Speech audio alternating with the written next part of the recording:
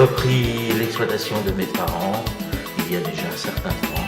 Lydie, mon épouse, est venue travailler avec moi sur l'exploitation. La particularité de l'exploitation, c'est que mon père, n'étant pas du milieu agricole, s'est orienté assez rapidement vers d'autres productions, un petit peu atypiques, et surtout celle qui nous intéresse aujourd'hui, la truffe. Dans un premier temps, nous avons mis au point une recette de terrine, et puis on a mis au point une recette de petites tartinades pour l'apéritif. S'est posé la question, comment conserver la truffe?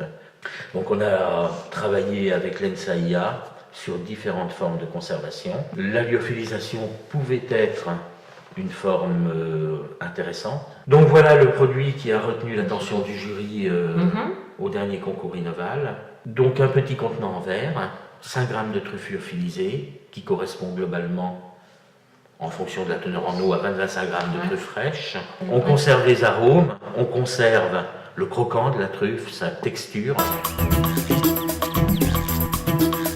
Il est surtout destiné à un usage familial, pour un repas festif.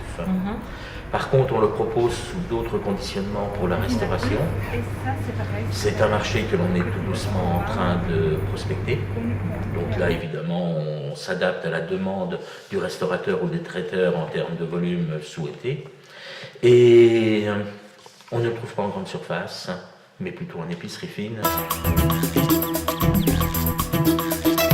Nous sommes dans une région où la truffe a perdu de sa notoriété.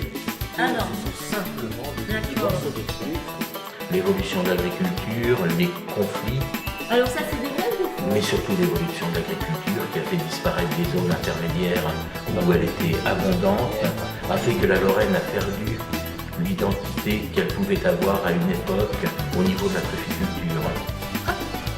Je me serais contenté de faire des terrines à la truffe comme on en trouve partout en France. Je ne suis pas sûr que j'aurais beaucoup intéressé les gens. Yeah!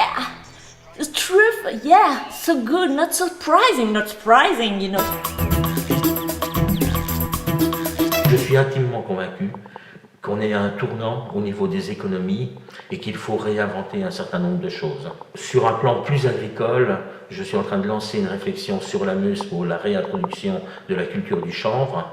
On est, je pense, obligé d'innover parce qu'il y a certaines vérités, certaines évidences, au vu de l'évolution, au vu des problèmes d'énergie qu'il y aura demain, au vu des contraintes liées au Grenelle 1, Grenelle 2 et puis aux autres Grenelles qui vont venir, je pense qu'il y a énormément de choses à inventer ou à réinventer.